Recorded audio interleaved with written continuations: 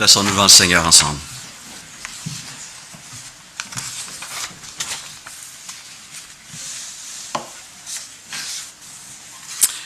Dieu de gloire, notre victoire, toi qui as acquis ce salut si glorieux pour chacun d'entre nous, que ton nom soit glorifié. Merci d'avoir révélé, Seigneur, ce plan avant ta venue. Pendant des siècles et des siècles, tu as parlé à travers tes prophètes et tu as préparé ce moment de gloire où les preuves de ton amour ont brillé de 1000 éclats. Seigneur, nous sommes maintenant à l'écoute de cette parole qui nous parle de ce moment. Un moment plein de contrastes. Un moment de gloire et d'humiliation. De profonde tristesse et de grande espérance. Merci pour ta fidélité. Merci pour ces preuves d'amour qui demeurent et qui demeureront. Instruis-nous, parle à notre cœur. Renouvelle nos pensées, s'il te plaît. Amen.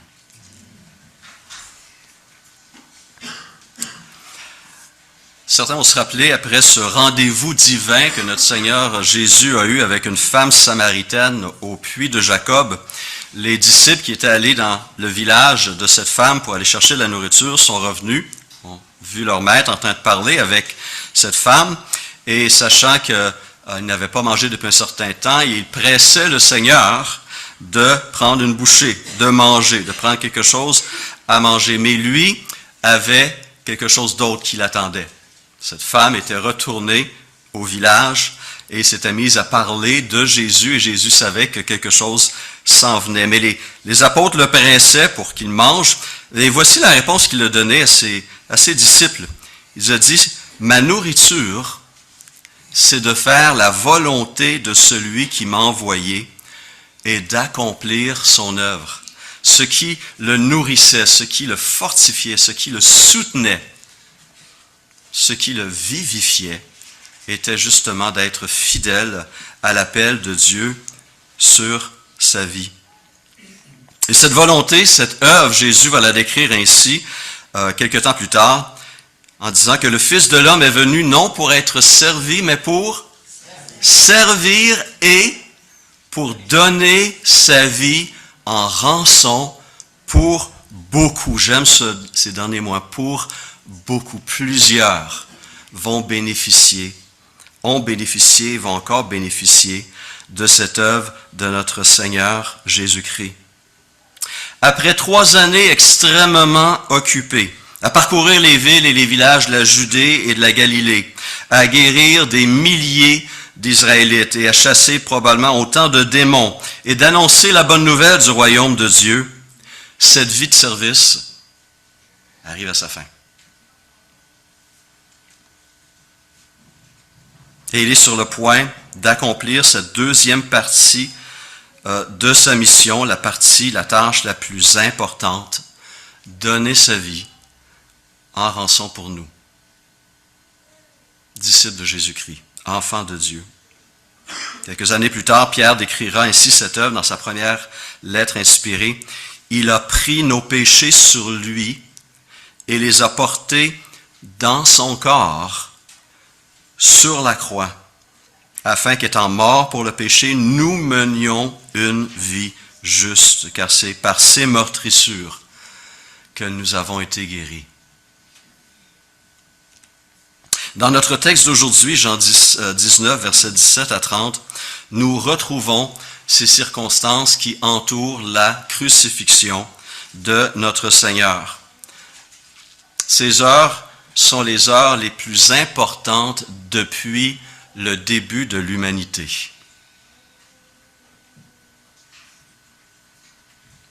Les 48 heures qui vont suivre seront fondamentales pour déterminer le sort d'une partie importante de l'humanité et du cosmos.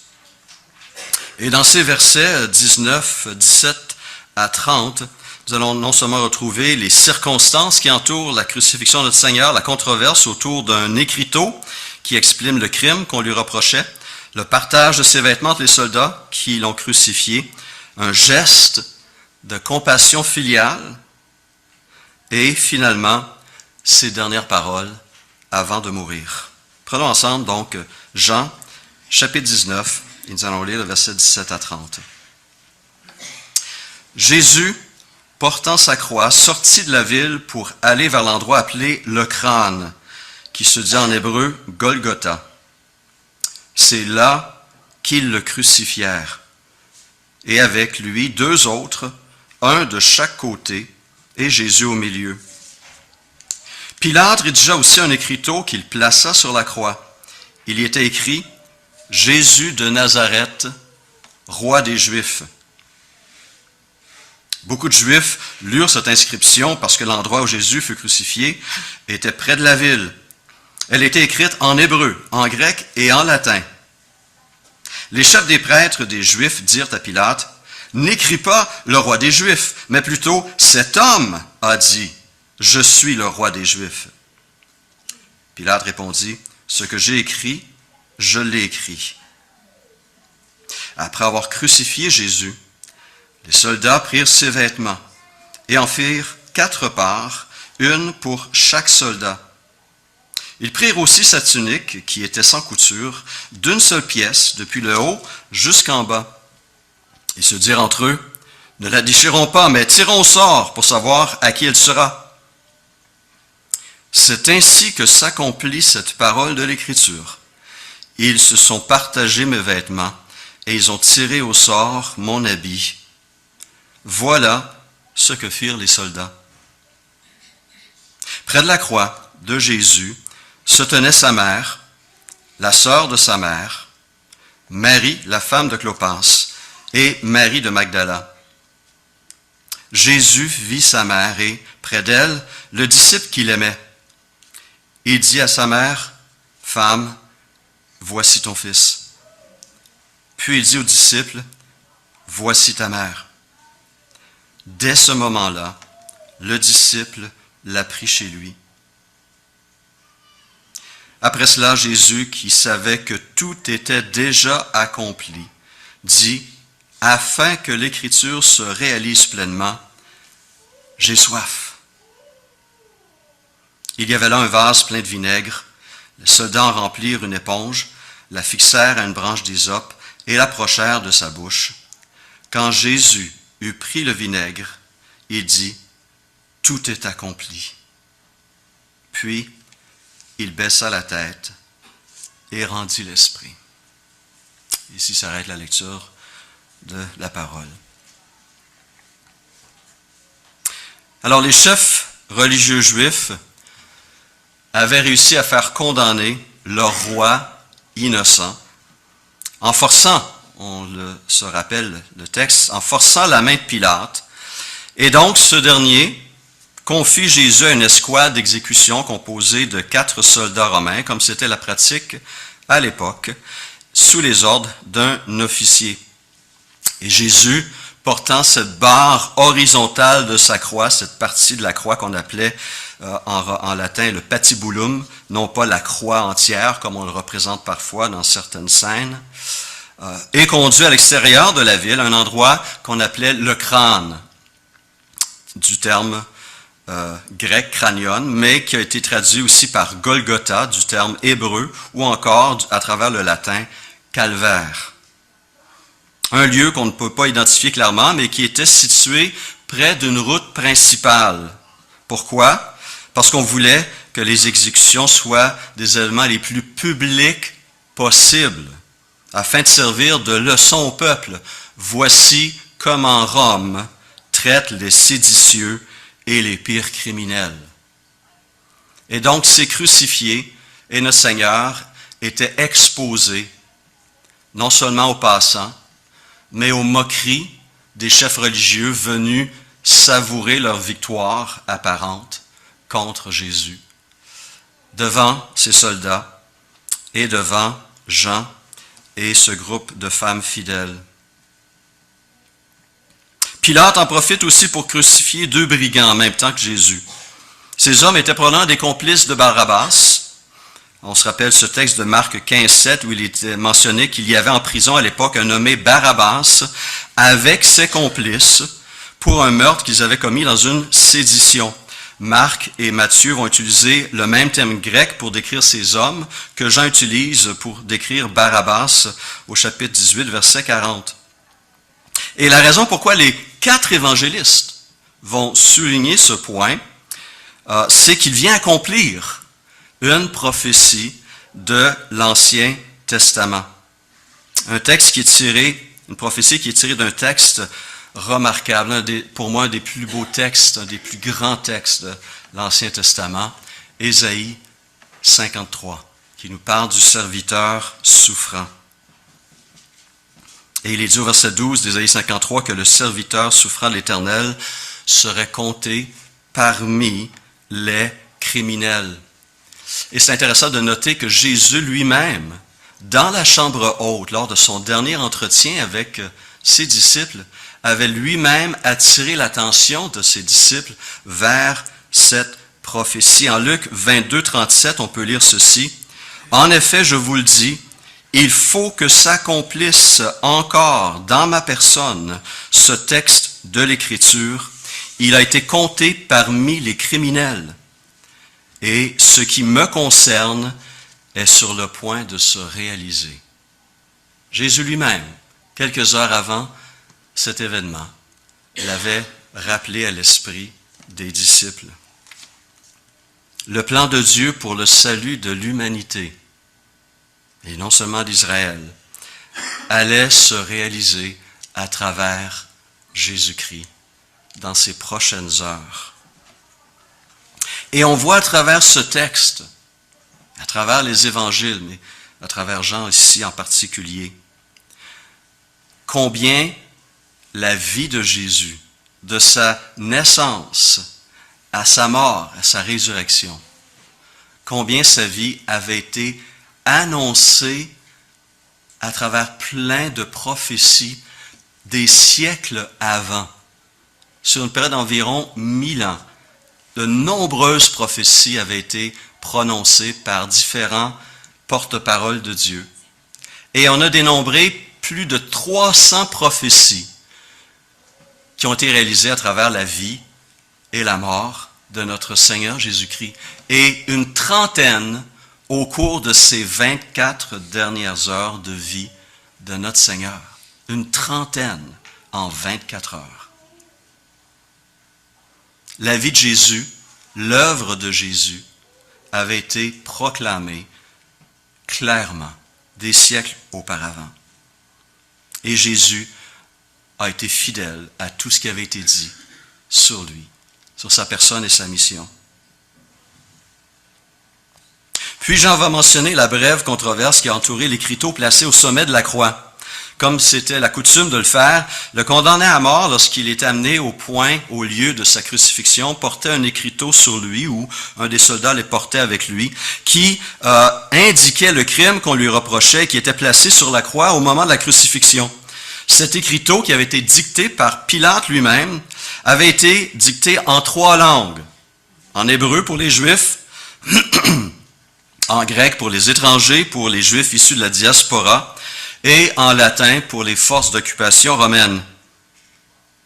Certains pensent que Jean prend le temps de souligner, d'ajouter ce détail des 3 langues pour indiquer de façon subtile, en quelque sorte, la nature universelle de la royauté de Jésus-Christ.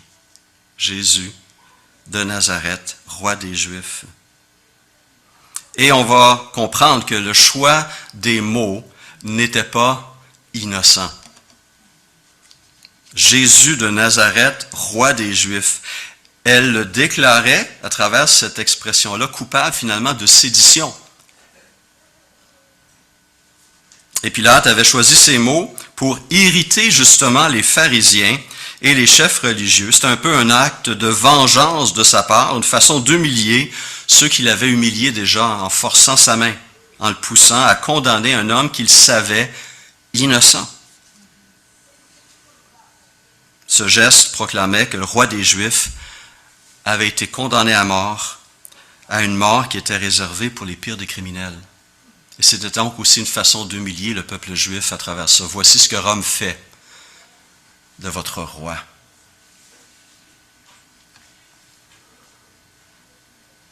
Mais Jean y a vu et nous invite à y voir un sens plus profond. Le titre de Jésus, roi des Juifs, reflétait bel et bien son identité, la réalité, une réalité que Jésus avait confirmée auprès de Pilate lui-même, au chapitre 18, qu'il était bel et bien un roi, qu'il avait un royaume. Le commentateur Warren Wiersbe fera la remarque suivante. Pilate a écrit un tract évangélique lorsqu'il a préparé ce titre, car l'un des voleurs a découvert que Jésus était roi et a demandé à entrer dans son royaume. Vous trouvez cette remarque très intéressante, n'est-ce pas? Ce geste, finalement, qui se voulait moqueur, a contribué, a été un élément additionnel qui a probablement conduit ce brigand à la foi en Jésus, au salut d'un criminel condamné. Et verset 23, nous avons cette scène où les vêtements de notre Seigneur sont partagés entre les 4 soldats présents. Ça aussi, c'était une pratique courante de la part des soldats, de ce peloton d'exécution qui était appelé à conduire le crucifié à son lieu de mise à mort. Et il souligne une pratique qui était associée aussi à la crucifixion, que nos films et nos œuvres, nos peintures, ne reflètent pas par pudeur. C'est que les crucifiés, les condamnés à mort par crucifixion, étaient crucifiés nus, complètement nus. Cela faisait partie de l'humiliation totale qu'on voulait infliger aux condamnés à mort. Notre Seigneur a reculé contre rien. Il est demeuré un serviteur fidèle jusqu'à la mort, précise Paul, même jusqu'à la mort de la croix, la mort la plus ignoble, la plus violente imaginée par les hommes. Ces derniers donc, ces soldats, avaient ce droit, selon la loi romaine, de partager entre eux les biens du crucifié. Ici, on a ces morceaux de linge, peut-être un turban, cette tunique, une ceinture. Et Jean va préciser ces détails-là. Pourquoi? Parce qu'à travers ce geste de ces 4 soldats romains, au pied de la croix, s'accomplit une autre prophétie faite 1000 ans plus tôt. 1000 ans plus tôt, par le roi David, dans le psaume 22 au verset 19, « Il se partage mes vêtements, il tire au sort mon habit. » On l'a déjà souligné, mais je vous invite à nouveau à relire, à méditer alors qu'on approche de ce temps de Pâques, ce psaume 22 qui est un des grands psaumes messianiques. Écrit par David 1000 ans plus tôt, on y voit la scène de la crucifixion de notre Seigneur Jésus avec des détails renversants qui non seulement démontrent l'inspiration divine de ce psaume, mais l'identité messianique de notre Sauveur et Seigneur Jésus-Christ. Ce psaume 22 est remarquable. Et ici, on a un exaucement à travers ce geste accompli par des Romains, des soldats romains qui sont complètement inconscients des gestes qu'ils accomplissent et qui viennent accomplir une prophétie faite à leur encontre.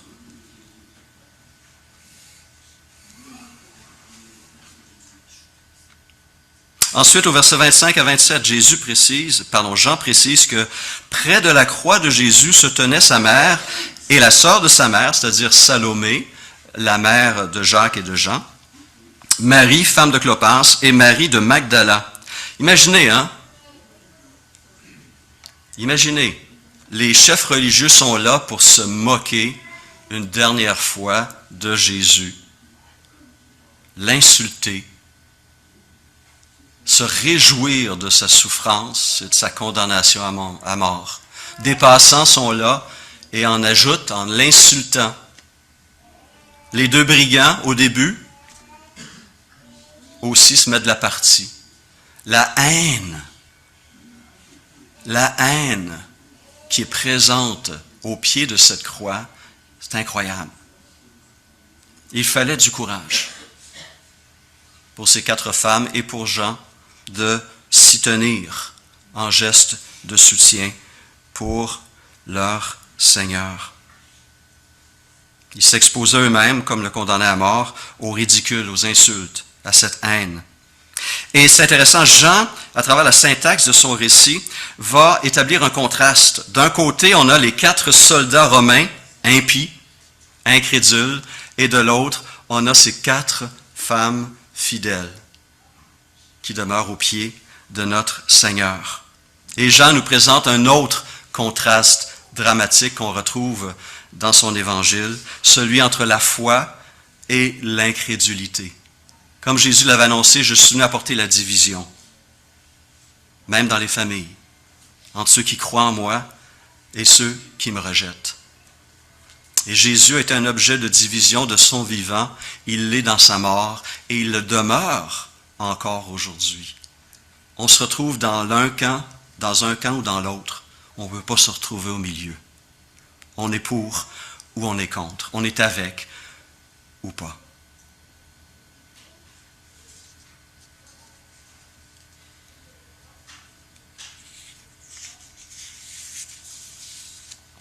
Et alors même qu'il est en train de souffrir la pire des morts imaginables, alors qu'il est en train de mourir à petit feu sur la croix, Jésus voit sa mère.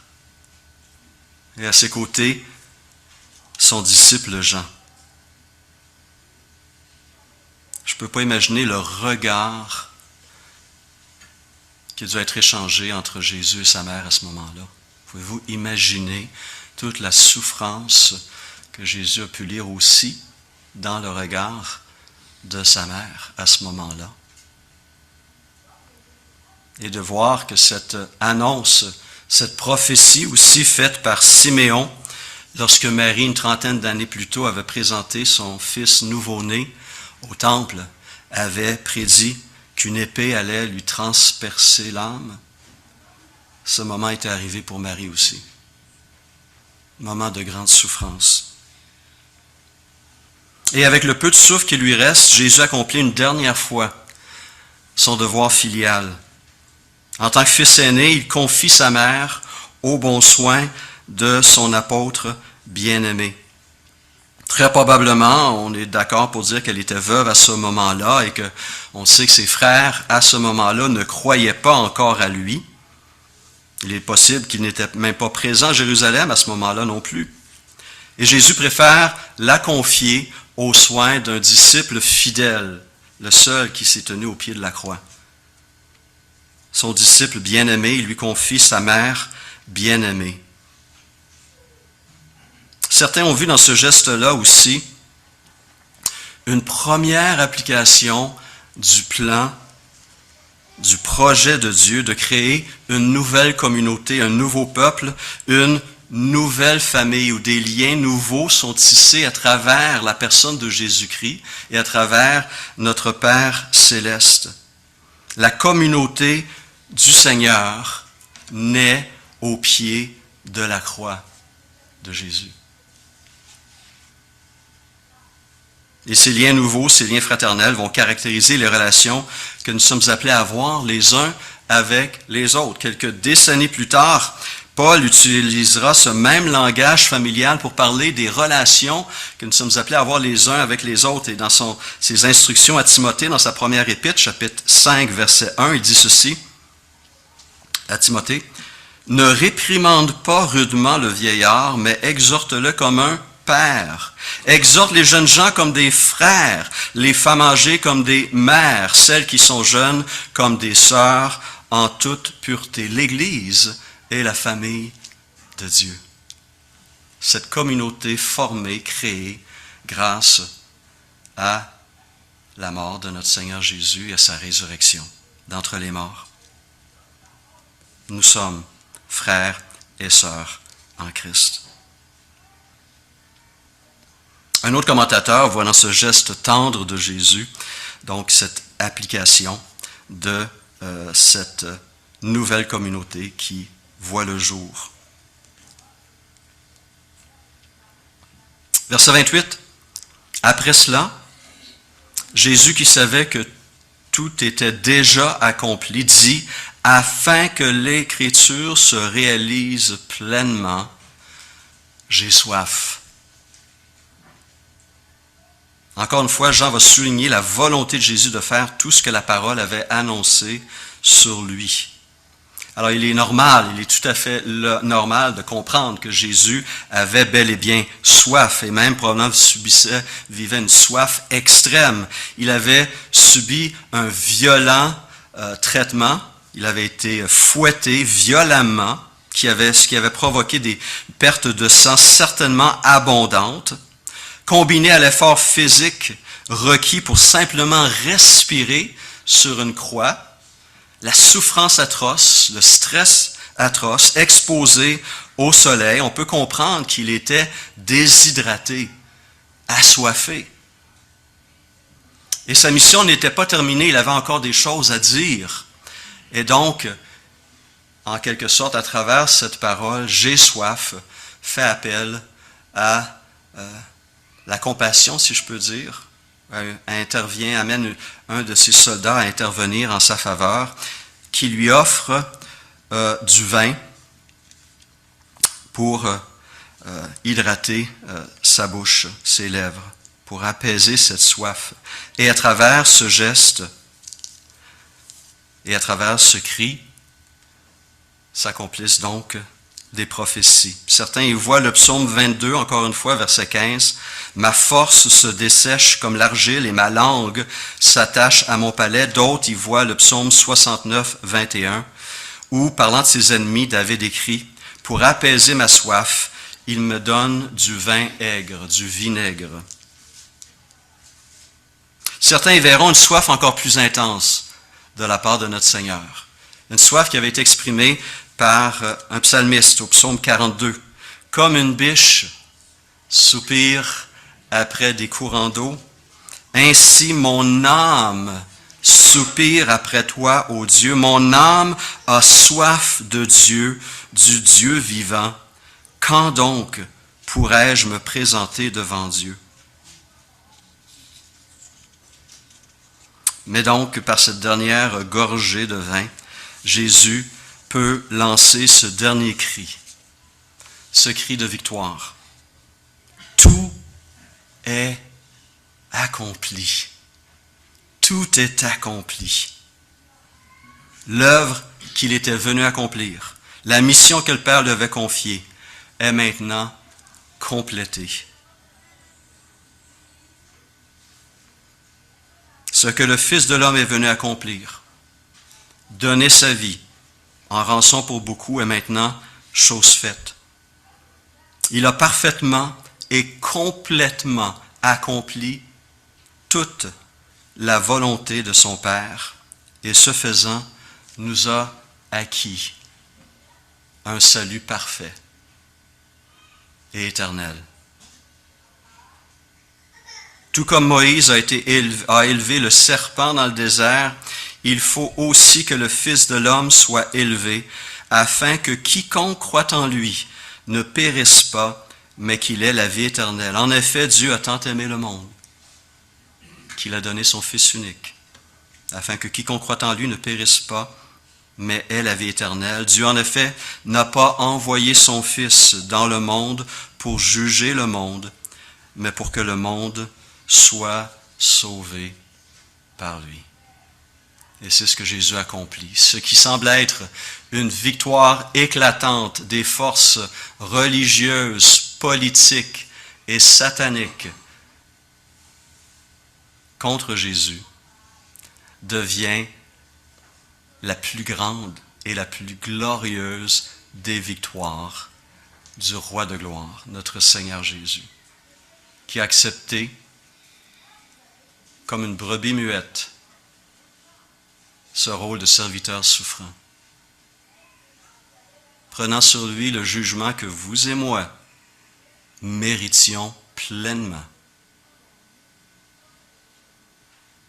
Il a été dévêtu afin que nous puissions revêtir sa justice. Il s'est livré à la mort afin que nous puissions avoir la vie. Il a vu le Père se détourner de lui pour que nous puissions nous tourner vers le Père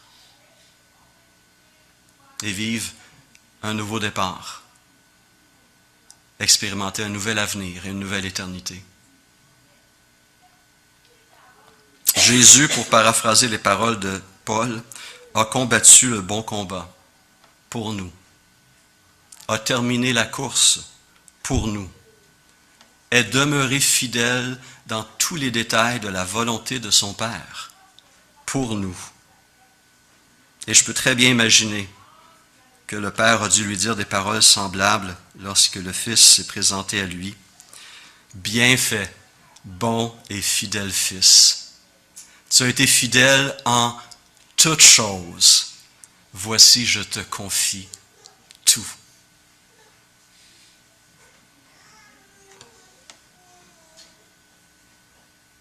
Est-ce que nous voyons ce Seigneur saigner pour nous sur la croix?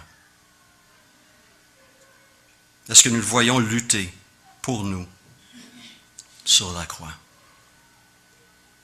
Est-ce que nous voyons mourir pour nous sur la croix? Est-ce que nous voyons accomplir tous les détails annoncés d'avance pour notre foi, pour notre édification, pour la gloire de Dieu? Et allons-nous saisir cette vie qu'il nous offre et la vivre aussi pour lui, comme lui l'a vécu pour nous et pour son Père? Parce que nous sommes appelés à suivre ses traces. Il est notre modèle de fidélité jusqu'à la fin. Sommes-nous prêts à vivre, mais sommes-nous prêts aussi à mourir dans l'obéissance totale à sa volonté, comme il l'a fait pour son Père? Tout est possible grâce à ces quelques heures vécues par notre Seigneur il y a 2000 ans. Prions.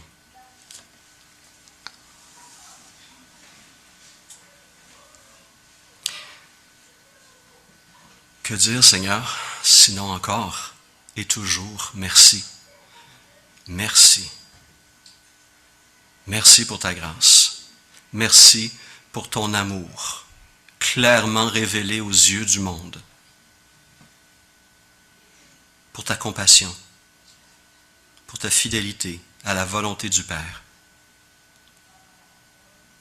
Merci pour ce salut glorieux, pour ce sang précieux qui a été versé pour le salut de tant de nos frères et de nos sœurs et de nous-mêmes. Nous, ton peuple rassemblé, cette famille nouvelle, cette nouvelle communauté, ce peuple nombreux, nous voulons glorifier ton nom et à nouveau ce matin, nous voulons, par la puissance de ton Esprit Saint que tu nous as donné 50 jours plus tard, nous voulons à nouveau nous engager à marcher dans l'obéissance, nous aussi à porter cette croix que tu nous invites à porter et à vivre pour toi, pour l'accomplissement de ta volonté. Seigneur, on est conscient que le chemin est difficile, mais certainement pas difficile comme le tien. On est conscient, Seigneur, qu'on va faire face à l'opposition, comme toi-même tu as fait face à l'opposition à tous les tournants de ton parcours. Mais Seigneur, tu as vaincu les pires ennemis. Tu as vaincu la mort, le péché, Satan, le monde. Et tu nous donnes ta victoire. Alors Seigneur, nous voulons nous aussi, à notre tour, marcher dans cette victoire. La saisir par la foi et ainsi glorifier ton nom glorieux. Alors Seigneur, ce matin, à nouveau, nous prions que ta volonté soit faite dans nos vies comme elle l'a été dans la tienne. pour la gloire du Père. Amen.